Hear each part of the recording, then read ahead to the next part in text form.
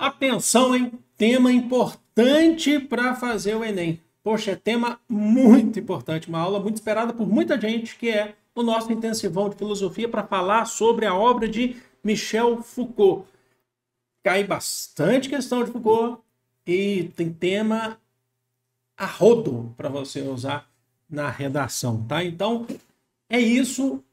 O material já está na descrição para vocês baixarem, então já fique esperto aí, já baixa esse material. Deixa eu colocar meus óculos aqui, moço, esqueci de colocar os óculos.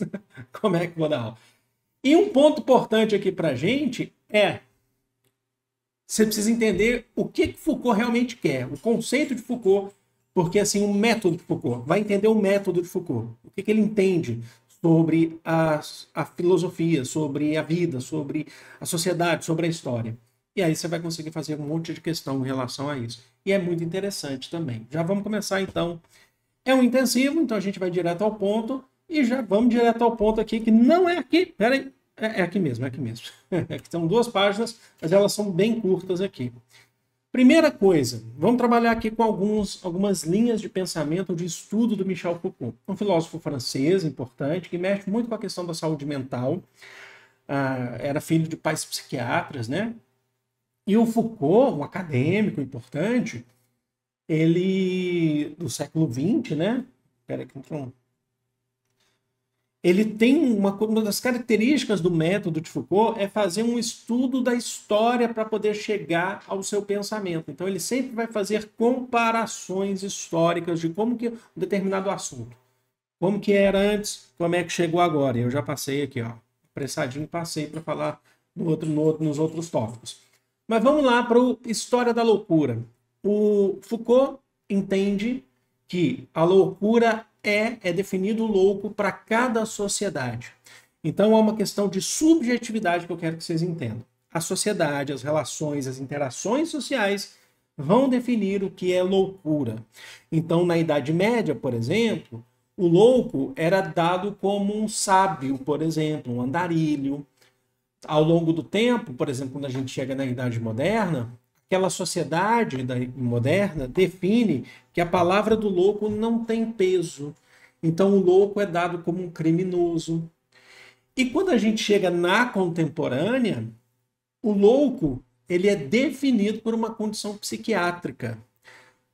Mas quem que define essa condição psiquiátrica? O profissional de saúde mental, o psiquiatra. Em todos os casos ao longo da história, e aí que está o pulo do gato para você entender Foucault. Há um processo de construção da relação, 2 pontos. Um processo de construção dessa relação, certo?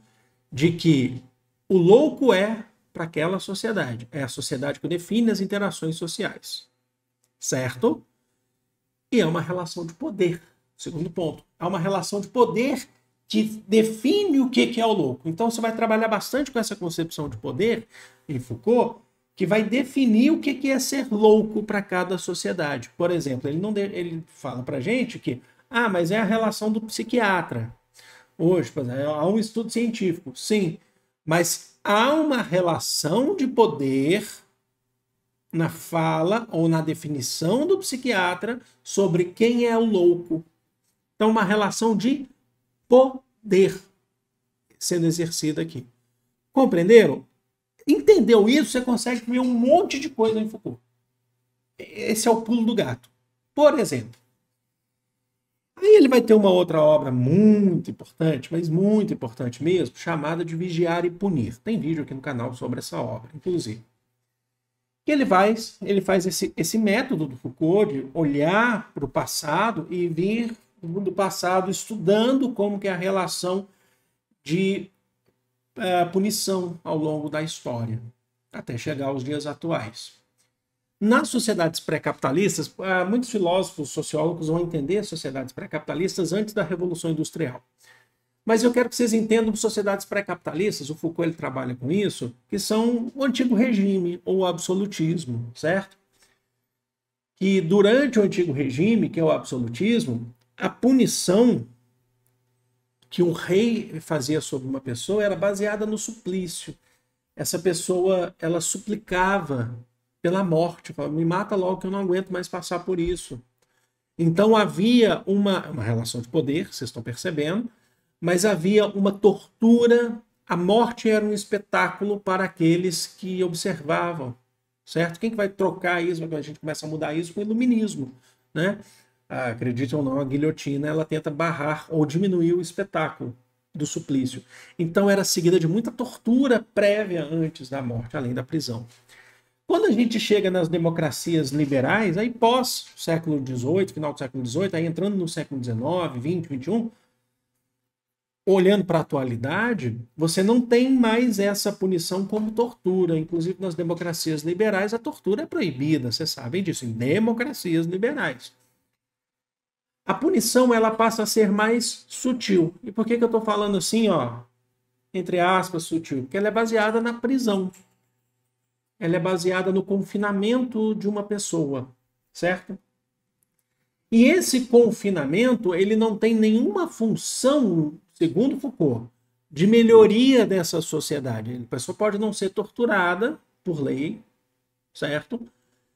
Ela não, dependendo da situação, ela não vai ser condenada à morte, mas daquela forma brutal. Existem sociedades, democracias liberais que têm pena de morte, mas não como os reis faziam, na frente de todo mundo, né? Apesar de alguns momentos a gente ter registros também, né? Mas, enfim, não vem ao caso.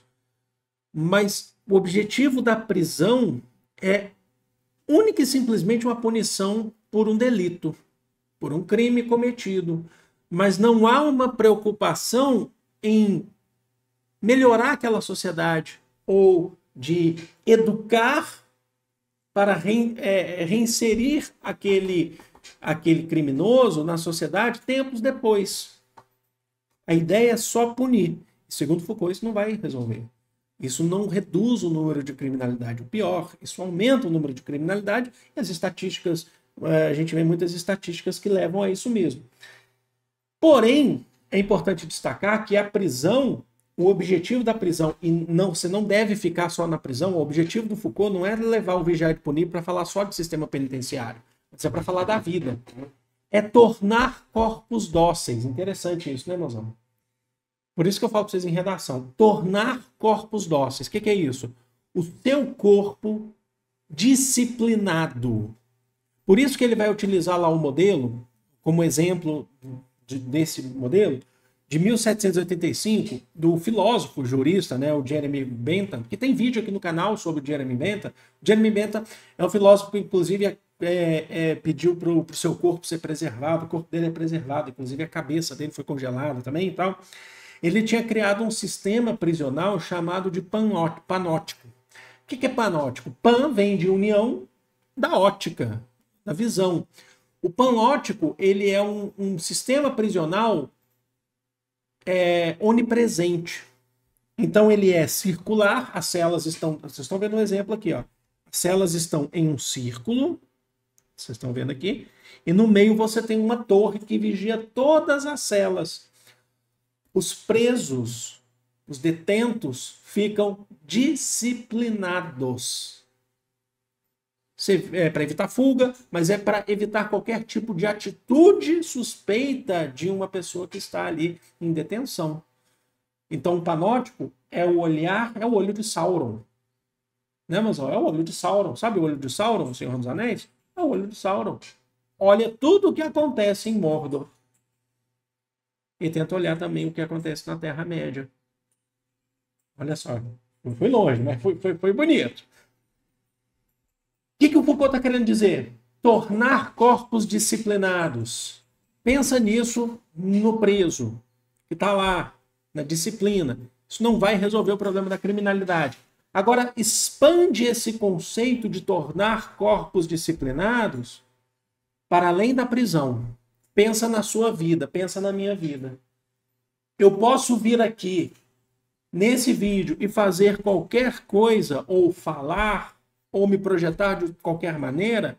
Eu não posso. O meu corpo, nesse momento, ele está disciplinado por uma questão de relação social, que cada sociedade define.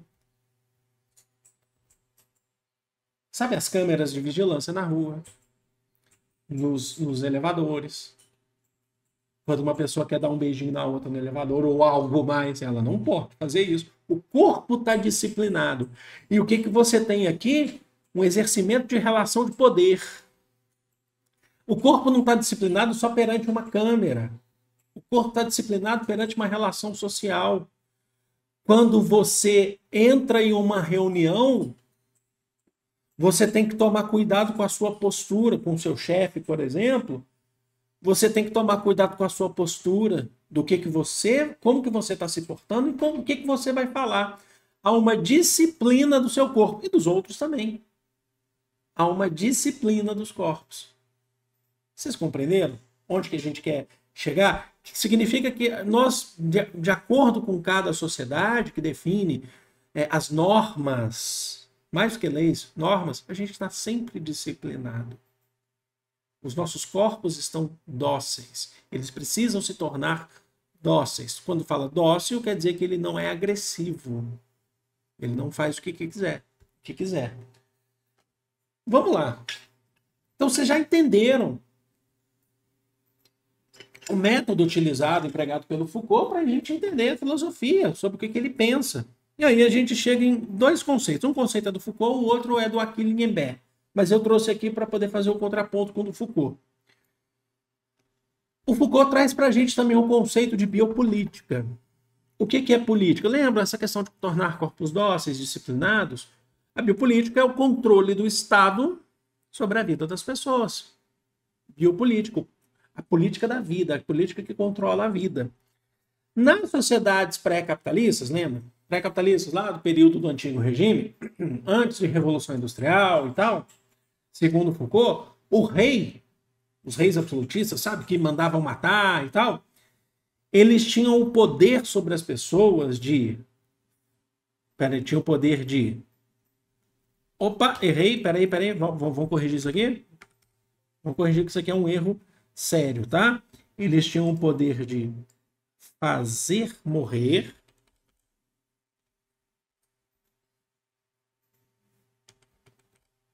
ou deixar viver.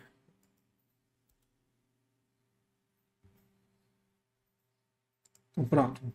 Quem sabe faz ao vivo. Ó, nas sociedades pré-capitalistas, o rei tinha o poder de fazer morrer.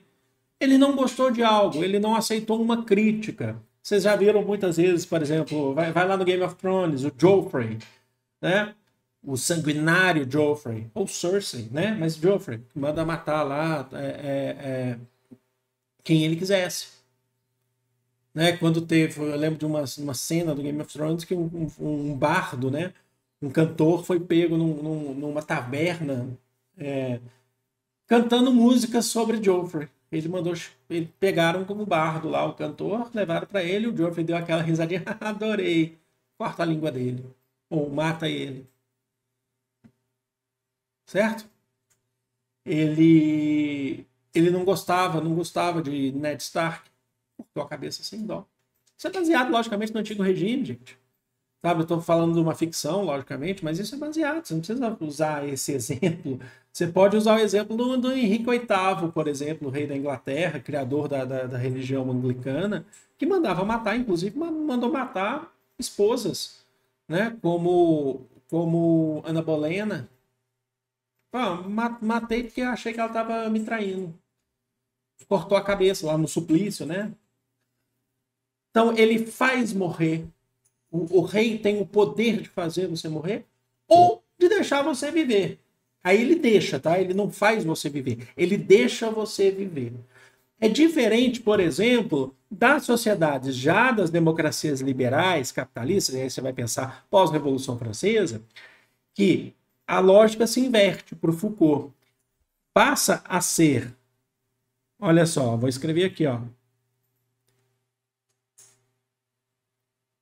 Fazer viver ou deixar morrer. Tem diferença? Claro que tem. Qual que é a diferença? O fazer você viver significa que o Estado tem compromisso com os preceitos, inclusive iluministas, do direito à vida, liberdade, né? Vem lá de John Locke. Então, ó, o Estado tem o dever de fazer você viver. Se ele não está presente, ele deixa você morrer. Quer olhar para a atualidade? Você quer um tema de redação para isso? Vamos falar em pessoas em situação de rua. Quando o Estado não está presente, chega o frio, não precisa ser só pelo frio, pela fome, de um monte de coisa, também pela criminalidade. Essas pessoas morrem. O Estado deixou morrer, mas ele poderia ter atuado ali para fazer viver. O Estado não teve presente, então ele deixou morrer. Compreenderam? É isso que o Foucault está falando. Você pode concordar, discordar, não importa. O importante é entender o que o Foucault está falando. E aí ele traz mais dois conceitos para a gente, para acrescentar aqui. Um é bem fácil, o macropoder, que é o controle do Estado sobre a vida das pessoas, o macro do poder. E o micro é quando há uma relação mais pessoal, uma relação mais particular, como as relações fabris, por exemplo, de controle da vida das pessoas. Quando a gente fala em controle da vida, a gente não está falando só sobre deixar viver ou morrer, sabe? A gente está falando em tornar corpos dóceis. Compreenderam? Você precisa entrar no seu trabalho. Você trabalha numa loja de shopping. Você tem um horário. Então ali está o exercimento de um micropoder da loja, dona da loja, do dono da loja, com você. A sua postura, eu lembro de uma prima, mas você já viu como é que o pessoal de loja de shopping trabalha pra caramba. Eu tinha uma prima que foi trabalhar numa loja de shopping só há muito tempo, ela era estudante de moda, ela conseguiu um emprego numa loja de shopping, era o dia inteiro, você sabe que o pessoal quase não tem descanso, né? É mais do que a escala 6x1. Em um determinado momento, ela fez isso aqui, ó, só isso, ó. Ela estava aqui, tô falando pro mozão, tá aqui do lado. Ela pôs a mão assim, cansada, no balcão, ficou assim, ó. Passou a dona e falou assim, não pode pôr a mão, não pode ficar assim não. Não tinha banco para sentar, não tinha nada. Vou dar um outro exemplo. Estava assistindo ontem o Panelaço do Panelaço. É o podcast do João Gordo, eu gosto muito, sou muito fã do João Gordo. E ele recebeu lá o Helder Maldonado e outro, não lembro o nome do canal Galãs Feios. E eles trabalharam na TV Record. Eles eram na TV Record, o João Gordo também trabalhou na Record. Logo no comecinho, eles falam, você lembra lá na Record que assim, na hora que batia o horário de almoço, a gente ainda tinha tempo antes de voltar ao trabalho, e aí tinha uns bancos, uns sofás assim no corredor, e a gente sentava e ficava lá esperando nossa hora de voltar. Aí falaram lá que os gestores, né, o pastor, né, passou lá, viu que as pessoas sentavam lá, mas não estava no horário de pausa. Tirou todos os bancos, porque eles não tinham um lugar para sentar. O que a gente está falando? Do exercimento de um micropoder em cima das pessoas. Não é sobre só a vida. É sobre também tornar o seu corpo como o dominador ele quer. Dócil, do jeito que ele quer. Você entendeu? Compreender? Essa aula aqui é fundamental. Eu fico até arrepiado de falar nisso, porque é um tema que me agrada muito, sabe? Quer falar alguma coisa? Então vamos lá. E aí a gente chega num outro conceito, que esse não é do Foucault, mas eu quis trazer para vocês porque eles estão relacionados, que é de um filósofo camaronês chamado Achille Mbembe. Ele traz o conceito não da biopolítica, mas o conceito da necropolítica. A biopolítica é a política da vida. A necropolítica é a política da morte. É o Estado atuando com a sua morte. Então, a política da morte também é chamada, não só de morte mesmo, literal, mas também a política dos mortos-vivos. É quando o Estado nega o cuidado. O Achille fala o que para a gente? O exemplos. O povo palestino, que vive cercado. Cercado dentro daquele território de Gaza. Vocês sabem o que está acontecendo em Gaza, por exemplo, são mais de 42 mil mortos, a maioria de civis, esmagadora de mulheres, crianças. Esses dias teve uma explosão, inclusive, mais um hospital sendo destruído por Israel. Vivem em baixas condições e não tem condições de sair de lá. De um lado você tem mar, do outro lado você tem Israel. Para onde que eles vão? Embaixo você tem o Egito, que tem uma aliança com Israel, que não aceita refugiados palestinos. Então, o que eles são ali para Israel? O que eles são ali para boa parte do mundo?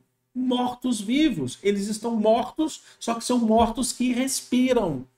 Então, essa é a necropolítica. Um outro exemplo que ele utiliza são os refugiados que morrem no mar Mediterrâneo, que conseguem fugir, refugiados de guerras, por exemplo, Síria, a gente sabe que tem muitos refugiados sírios, que vão para a Europa, pegam em barcos da maneira que der, assim, os botes super lotados. Você já viu imagem, né, Amazon? E tentam atravessar o Mediterrâneo, tentam, sabe, chegar até a Europa. Aí eles morrem. Eles estão vivos, mas eles chegam lá e depois se caminham para a morte, morrem afogados no mar Mediterrâneo. E aqueles que conseguem chegar, muitas vezes o Estado fecha a porta. Vocês sabem disso, que países, por exemplo, do leste europeu e Europa Central começaram a fechar as portas para os refugiados, não receber. Hungria, Sérvia, começa a fechar. Croácia, não vamos aceitar, não.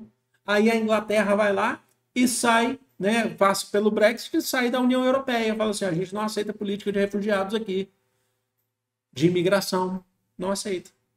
Ou seja, é a política dos mortos-vivos, compreenderam? Então é isso. Então vamos agora para questões de Enem de Foucault, mas eu falei de temas aqui que vocês podem utilizar em redação. Mas vamos lá então para questões. Vamos fazer 3 questões aqui, cobradas em Enems. A primeira questão fala assim: penso que não há um sujeito soberano, não há alguém que seja soberano, que seja 100% livre, né? Fundador, uma forma universal de sujeito que poderíamos encontrar em todos os lugares. Penso, pelo contrário, que o sujeito se constitui através de práticas de sujeição. Olha o que a gente falou hoje. De maneira mais autônoma, através de práticas de liberação, de liberdade, como no antigo. De sujeição, ou de maneira mais autônoma, através de práticas de liberação, de liberdade, como na antiguidade.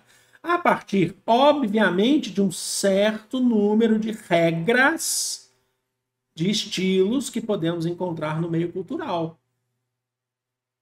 Ele é para cada sociedade. O texto aponta que a subjetivação se efetiva numa dimensão. Subjetivação é livre ou não é? É para cada sociedade. Um certo grau de regras, de normas. Ela é efetiva numa dimensão legal, pautada em preceito jurídico. A jurisdição define o que é ser subjetivo, se você quer isso ou aquilo, a liberdade. Racional, baseada em pressupostos lógicos, então é uma questão lógica. Contingencial, processada em interações sociais. Transcendental, quer dizer que transcende a sua vida, vai para princípios religiosos, a subjetivação ela é religiosa. Ou essencial, fundamentada em parâmetros substancialistas. Gente, é muito fácil, sabe? Eu sei que as palavras podem confundir um pouco a gente, mas a alternativa correta é C. Ela é processada em interações sociais. Aquela sociedade X define as concepções, as regras, as normas do que é ser livre. É uma questão de subjetividade entre sociedades, mas isso é construído por interações sexuais, eu faço interações sexuais, interações pessoais, certo? Ó, não há um sujeito soberano, fundador de uma forma universal de sujeito, tal. Então, essa concepção de liberdade vai de sociedade para sociedade. Por isso que a alternativa é C. Olha lá. Enem Libras 2017. O momento histórico das disciplinas é o momento em que nasce uma arte do corpo humano, que visa não unicamente o aumento das suas habilidades, nem tampouco aprofundar sua sujeição, mas a formação de uma relação que, no mesmo mecanismo, o torna tanto mais obediente quanto é mais útil. E inversamente. Forma-se, então, uma política de coerções. Exercer um domínio sobre o outro. Que são trabalhos sobre o corpo. Uma manipulação calculada de seus elementos, de seus gestos, de seus comportamentos. Olha o que a gente falou hoje. Vigiar e punir, tornar corpos dóceis. Na perspectiva de Michel Foucault, o processo mencionado resulta em quê? Um declínio da cultura, declínio cultural,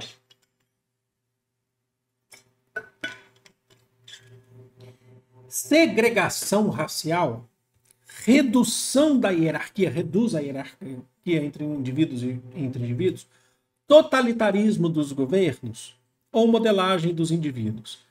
Aqui ele está falando de maneira ampla, geral, ele não está focando sobre governo, ele não está focando sobre questões raciais, ele está falando de maneira ampla, que um exerce sobre o outro a questão do domínio dos corpos, tornar os corpos dóceis. Olha o exemplo que eu dei para vocês. Eu posso chegar aqui nessa aula no YouTube, sabendo que essa minha aula fica aberta para todo mundo que quiser ver. Um canal que tem mais de 1 milhão de inscritos, mais de 1 milhão de seguidores, tem conquistado cada dia mais pessoas que chegam aqui. Eu posso chegar aqui e falar qualquer coisa, mesmo que eu acredite, eu posso vir aqui e, imagina só, dar uma aula sem camiseta. Não. Ah, tá muito calor, eu não tenho ar-condicionado, tenho um ventilador aqui do meu lado. Eu posso vir aqui fazer isso? Qual que é a credibilidade que eu ia passar para vocês? Quem que ia querer assistir uma aula minha abrindo aqui, ó, quer ver, ó, abrindo essa cena aqui, ó, que é maior, sem camiseta, por mais que fica só mais aqui assim, como que, sabe? Então eu estou exercendo, por mais que eu estivesse com muito calor, qual é a relação? Ou seja, eu sofro coerção de uma sociedade, mas eu não estou dando um exemplo assim, está se vitimizando. Todo mundo sofre isso. Só que não vai confundir isso com um discurso de ódio, tá? O cara que faz discurso de ódio, que não pode fazer, ele está sendo... Não, aí é outra coisa, aí entra numa questão de legislação. Discurso de ódio quer que a outra pessoa morra. Você não pode fazer isso. Eu estou falando assim de atitudes da sua vida, sabe? Quer falar, mozão? Então, eu estou sofrendo uma coerção que me modela. E vocês também. Você pode ir fazer um Enem sem camiseta? Tá, mas a escola que eu peguei, já há 3 anos que eu vou nessa escola, eu sei que tem um ventiladorzinho de teto quebrado. Você pode ir lá, você pode ir fazer, vou dar outro exemplo, você pode ir fazer a tua prova de autoescola, de bermuda? Você sabia que não pode? Você não pode. Você pode, como ele falou, vai fazer a sua prova do Enem com caneta vermelha. Você não pode. Eu posso chegar lá no Enem e atrapalhar todo mundo, pegar um saco de chips, daquele bem fedorento, que é uma delícia, abrir assim na frente assim, de todo mundo e falar assim, vamos lá, gente. Você pode fazer isso? Não pode. Mas a regra não me proíbe de abrir um saco de chips. Não pode, né, moção? Você pode abrir um saco de chips? Pode, mas você vai fazer isso? Não, por quê? Eu sei que tem gente que é sem noção, né, mano? Eu sei que tem gente que é sem noção. Mas, inclusive, para uma pessoa dessa, eu não sei se você sabe que numa prova do Enem você pode pedir para fazer a prova em outro lugar. Ali mesmo, você tem que chamar o fiscal, eles não podem te negar. Geralmente, eles vão te levar para uma sala onde tem outras pessoas assim também. Então, você não vai fazer isso porque é um processo de modelagem do indivíduo. Há um processo de coerção. A alternativa é... Entendeu, mozão? Fechou? Vamos para a nossa última questão, que foi cobrada no Enem recente, 2022. Vamos lá. Olha só, falando da história. O leproso, com hanseníase que chama, né? É visto dentro de uma prática de rejeição. Ele é rejeitado. Ao exílio cerca. Deixe-se que se perca lá dentro como numa massa que não tem muita importância diferenciar. Os pestilentos são considerados num policiamento tático meticuloso, onde as diferenciações individuais são os efeitos limitantes de um poder que se multiplica, se articula e se subdivide. O grande fechamento por um lado, o bom treinamento por outro. A lepra e a sua divisão, a peste e seus recortes, uma é marcada, a outra analisada e repartida. O exílio do leproso e a prisão da peste não fazem consigo o mesmo sonho político. E aí você está falando, eu lembro, por exemplo, da história de Francisco de Assis, né? São Francisco de Assis, que em Assis ele criou, né, Ele foi cuidar das pessoas que eram abandonadas pelaquela sociedade, até mesmo pela Igreja Católica. São as pessoas com hanseníase. Os leprosos. Falar leproso gera preconceito ou não? Tem que dar uma olhada nisso em saúde. Falar o leproso. Porque eu lembro de quando se falava assim, tem que falar hanseníase. Enfim, aí eu já não vou entrar nesse assunto. Até é bom pesquisar isso, é mesmo para questão até de, sabe, textos, redação e tal. É importante, tá? A gente está sempre aprendizado. E ele foi cuidar dessas pessoas que eram ignoradas pela sociedade, eram dadas como inferiores. Vamos lembrar, por exemplo, sou uma criança dos anos 80, mozão também, a gente entregando as idades aqui, anos 80 até ali meados dos anos 90, a gente está vendo inclusive o escândalo que está tendo por conta das pessoas, das pessoas que com HIV. Nos anos 80, uma pessoa soro positivo era dada com tamanha distância que as pessoas tinham medo. Tinha todo o estudo científico para isso, era uma doença nova, né, anos 70 e tal, mas olhavam com tamanho medo de achar que você poderia contrair o HIV só estar perto das pessoas.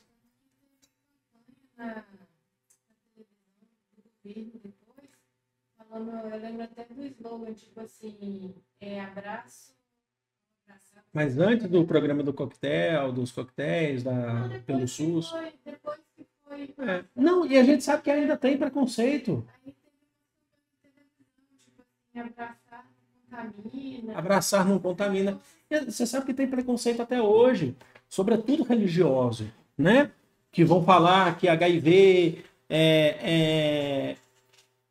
só dá em gay. Você já viram os conceitos, os debates religiosos, religiosos mesmo e conservadores, tal, lamentáveis, né? Vamos lá. Os modelos autoritários descritos no texto apontam para um sistema de controle que se baseia no quê? Ser autoritário, tentar definir como que é aquela sociedade, sabe? Se distanciar daquele que está doente e tratá-lo como inferior e se distanciá-lo. Uma formação de sociedade disciplinar, flexibilização do regramento social, banimento da autoridade repressora, acabar com a autoridade repressora, condenação da degradação humana ou hierarquização da burocracia estatal. Vou só dar uma dica para vocês. Não é condenação da degradação humana, porque, primeiro, uma pessoa que está doente, ela não é uma degradada. Tá? Então, só toma cuidado com esse conceito. Tá? A gente não pode entrar nisso. Seria uma alternativa assim, de tamanho preconceito. Tá? A alternativa correta é a alternativa A. Formação de uma sociedade disciplinar. A disciplina, vou escrever de novo para vocês. Tornar os corpos dóceis. Quando chegaram lá e falaram assim, as pessoas lá com hanseníase não podem ficar aqui, tem que ficar ali, você está fazendo o quê? Você está controlando o corpo de uma pessoa. Você está disciplinando o corpo, tornando esse corpo dócil.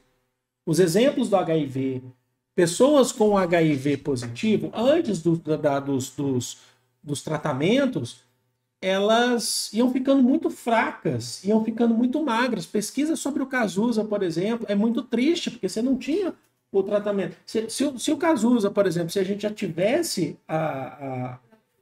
ele estaria vivo possivelmente até hoje. Fred Mercury, Renato Russo, é que o Cazuza, ele ficou muito magro, né? Estaria vivo até hoje, assim, sabe? Possivelmente. Mas as pessoas com HIV positivo, lá nos anos 80, até o começo dos anos 90, elas acabavam por se esconder de medo.